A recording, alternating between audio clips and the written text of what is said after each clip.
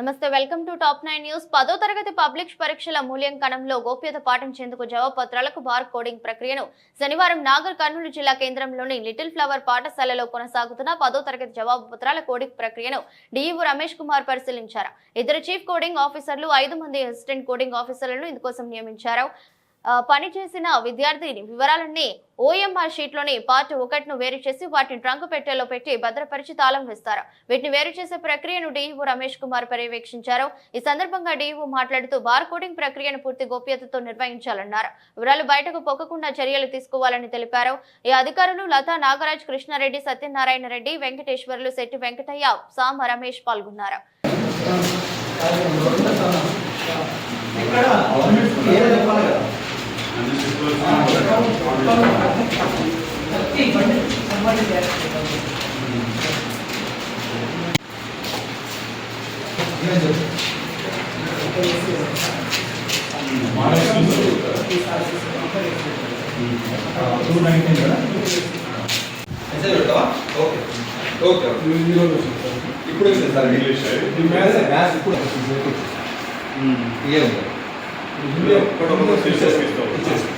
ఇప్పుడు మ్యాథ్స్